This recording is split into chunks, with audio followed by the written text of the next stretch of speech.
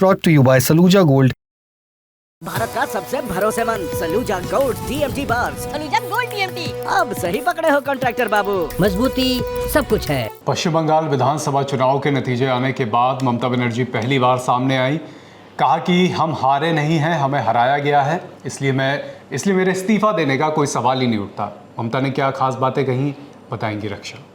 Sir, जो सबसे highlight था मतलब इस पूरी पीसी का वो यही था कि उन्होंने बोला आमी इस्तीफा ना देबो, मतलब मैं इस्तीफा नहीं दूंगी।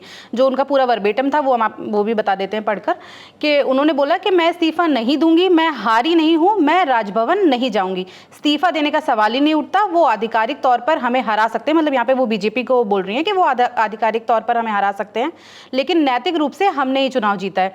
उनका बस एक ही कहना था कि मैं चुनाव हारी नहीं हूँ, हराई गई हूँ। हालांकि पीसी की शुरुआत में उन्होंने ये बोला था कि मेरे पास अब कोई कुर्सी नहीं है और इस तरीके की बातें करी थी, लेकिन अंत में जब उनसे एक मीडिया पर्सन ने सवाल पूछा तब उन्होंने ये बोला कि आमी इस्तीफा ना दे, यानी मैं इस्तीफा नहीं दूंगी।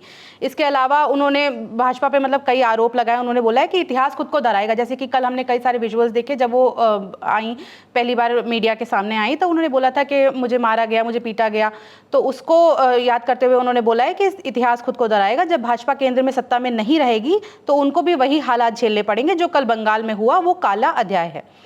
इसके साथ मतलब एक और चीज़ मैं यहाँ पे ऐड करना चाहूँगी कि अगर कोई भी सीएम इस्तीफा नहीं देता है तो क्या होता है, तो उस पर एक मतलब अगर इस्तीफा नहीं दे रहा है कोई सीएम तो राज्यपाल के पास स्पेशल पावर्स होती हैं कि वो मतलब हारा हुआ जो सीएम है उससे इस्तीफा मांग सकते हैं। तो इनकार करने पर मतलब विधानसभा भंग करने की भी जो पावर है वो भी राज्यपाल के पास होती है। तो अगर मतलब पश्चिम बंगाल में अगर ममता बनर्जी इस्तीफा नहीं देती हैं तो यहाँ तक बात पहुँच सकती है।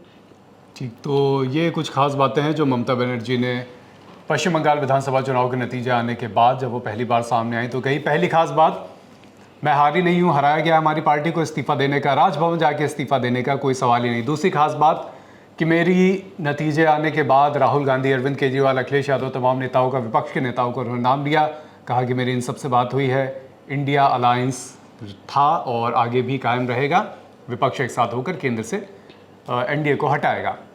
तीसरी खास बात, भारतीय जनता पार्टी पर आरोप लगाया कि उन्होंने साजिश रची, चुनाव जीता। चौथी खास बात, चुनाव आयोग पर आरोप लगाया कि उन्होंने भाजपा के साथ मिलकर काम करा और देश के लोकतंत्र को शर्मसार किया। ये कुछ खास बातें थी जो ममता बनर्जी ने आज के संबोधन में कही। इसके अलावा जो डेवलपमेंट चल रहे हैं आपको पता ही है कि भारतीय जनता पार्टी ने ऑब्जर्वर नियुक्त किया है, और किया किसे है? गृह मंत्री अमित शाह को, जो अब पश्चिम बंगाल पहुँचेंगे, कोलकाता पहुँचेंगे, वहाँ पर भारतीय जनता पार्टी के विधायक दल के साथ बैठेंगे। विधायक दल का नेता चुना जाएगा, 7 तारीख तक की डेडलाइन है, और अमित शाह वहाँ पर जल्द आज या कल में पहुँच ही जाएंगे।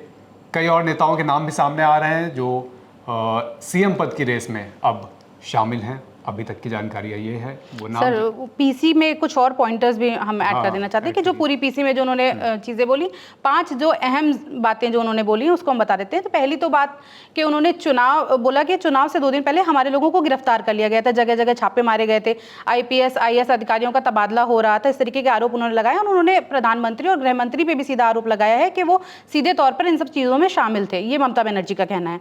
दूसरा पॉइंट, उन्होंने पुराने वक्त को याद करते हुए बोला है कि मैंने राजीव गांधी, मनमोहन सिंह, अटल बिहारी वाजपेयी जैसे मतलब नेताओं की सरकारें देखी हैं, लेकिन ऐसा अत्याचार कभी नहीं देखा। अत्याचार की कोई सीमा नहीं है, अभी हमारे लोगों को प्रताड़ित किया जा रहा है। तीसरा पॉइंट जो उन्होंने बोला है कि पहले राउंड की काउंटिंग जब कल हो रही थी तो उन्होंने बोला है कि उसी वक्त भाजपा के जो नेता हैं वो ऐलान करने लगे कि हमने 195 से 200 सीटें जीती हैं, जबकि पूरी काउंटिंग हुई ही नहीं थी, नतीजे आए नहीं थे। तो उनका ये कहना है कि बीजेपी वालों ने नतीजों का इंतजार ही नहीं किया। बीजेपी वाले पोलिंग स्टेशन के अंदर घुसे और काउंटिंग एजेंट्स को पीटना शुरू कर दिया और अपना रिजल्ट खुद ही बताने लग गए। चौथा जो पॉइंट उन्होंने बोला है कि हम मतलब उन्होंने चुनाव आयोग को, हम जानते हैं कि वो पहले से ही चुनाव आयोग के खिलाफ बातें करती रही हैं, कुछ ना कुछ आरोप लगाती रही हैं, तो उसको लेके भी उन्होंने बोला है कि हम इसके खिलाफ कदम उठाएंगे। क्या करेंगे ये हम अभी नहीं बताएंगे, ये चीज़ अभी उन्होंने जाहिर नहीं करी है। उन्होंने कहा है कि हमने फैसला लिया है कि 5 सांसदों समेत 10 लोगों की एक फैक्ट फाइंडिंग कमेटी बनाई जाएगी। इसके अलावा वो चुनाव आयोग के खिलाफ क्या एक्शन लेंगी, इस पर उन्होंने कोई बात नहीं रखी है। उन्होंने आखिर में इंडी गठबंधन का भी जिक्र किया है और ये बोला है कि इंडी गठबंधन के कई नेताओं का फ़ोन आया, राहुल गांधी, सोनिया गांधी समेत कई नेताओं को उनके पास फ़ोन आया। वो ये कहती है कि मेरा लक्ष्य बिल्कुल साफ है, अब मैं एक आम व्यक्ति की तरह इंडी गठबंधन को मजबूत करूंगी। मेरे पास कोई पद नहीं है, इसलिए मैं एक सामान्य नागरिक हूँ। जैसे कि हमने आपको बताया था कि शुरुआत में उन्होंने ये बोला था कि मेरे पास कोई पद नहीं है, कोई सीट नहीं है, उसे ही लेकर उन्होंने बोला कि मैं एक सामान्य नागरिक हूँ, मैंने अपना पूरा जीवन लोगों की सेवा में दिया है। और उनका कहना है कि 15 सालों में मैंने एक भी पैसा पेंशन का नहीं लिया, ना ही कोई वेतन लिया। अब मैं एक आज़ाद चिड़िया हूँ, इसलिए जो काम करना है वो मैं अपने तरीके से करूँगी। तो अब इस पीसी के बाद बस सवाल यही है कि अब आगे अगला एक्शन क्या होगा। और उन्होंने ये भी बोला कि अखिलेश यादव कल उनसे मुलाकात करेंगे और इंडी गठबंधन के और भी नेता आने वाले दिनों में उनसे मुलाकात करने बंगाल जाएंगे।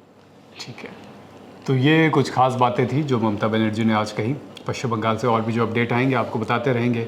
देखते रहिए लंदन टॉक।